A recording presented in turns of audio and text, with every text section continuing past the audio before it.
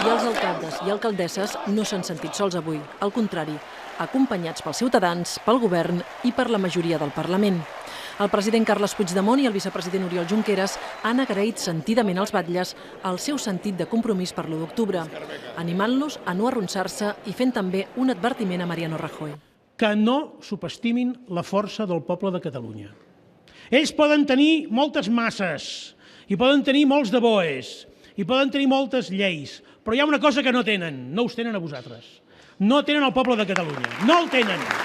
Allò que està en joc és la democràcia i que, per tant, som tots els que estem cridats a defensar-la exercint-la i que la millor manera de defensar el dret de vot és exercir-lo.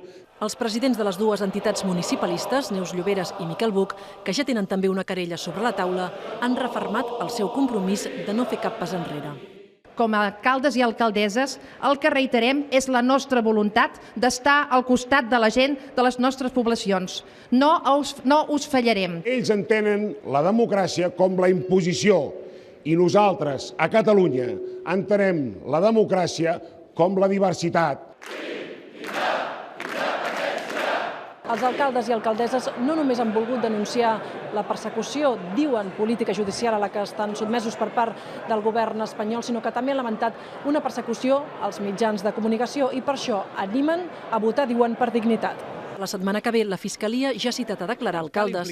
Alguns ja han dit que no hi anirien, d'altres no declararan. Entenem que els tribunals no són l'espai, en cap cas, en el qual haguem d'anar a lidiar contenciosos que són estrictament polítics. Ens han parat pel carrer persones que no creuen en la independència del nostre país, persones que no creuen ni tan sols en el dret d'autodeterminació de Catalunya, però ens han dit, jo no crec en el referèndum, però el dia 1 d'octubre votaré per defensar-te a tu. Abans l'alcaldessa de Barcelona els ha rebut a l'Ajuntament, indignada. Això no va d'independència, sí o no.